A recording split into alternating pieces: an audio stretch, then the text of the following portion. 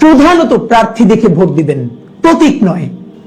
আপনাদেরকে বিনীত অনুরোধ করি, আপনারা শুধু প্রতীক দেখে নয়, আপনারা প্রধানত প্রার্থী দেখে ভোট দিবেন, প্রতীক নয়।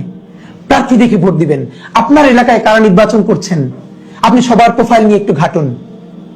বিএনপির কে, জামাতের কে, এনসিপির কে, স্বতন্ত্রকে, সবার উপর একটু আধা ঘন্টা সময় দিন। দেখেন, একবার ভালো একটা মানুষকে ভোট দিবেন, 5টা বছর ভালো থাকবেন। আপনি ভালো থাকবেন, আপনার পরিবার ভালো থাকবে, আপনার এলাকা ভালো থাকবে, আপনার দেশটা ভালো থাকবে। আর আপনি যদি ভুল সিলেকশন করেন, আমরা কেউ ভালো থাকবো না। আমরা যদি সবাই বেছে বেছে যোগ্য লোকটাকে, যোগ্য প্রার্থীকে ভোট দেই, সে বিএনপির হোক, জামাতের হোক, এনসিপির হোক এবং স্বতন্ত্র হোক, যে দল থেকেই হোক, তাহলে যোগ্য মানুষগুলো যদি গিয়ে সংসদে দাঁড়ায়, আপনি ভাবেন তো আমাদের সংসদটা হয়ে উঠবে যোগ্য মানুষদের একটা কারখানা। তুমুল ঝগড়া হবে, বিতর্ক হবে যোগ্য মানুষদের সাথে পলিসি নিয়ে। সেখানে কেউ যাত্রা করবে না, আর কেউ গান গাইবে না জনগণের পয়সায়, সংসদে নাটক করবে না, যাত্রাপালা করবে না। সুতরাং প্লিজ প্রতীক দেখে নয়, যোগ্য প্রার্থীকে ভোট দিন, সে যেই দলেরই হোক।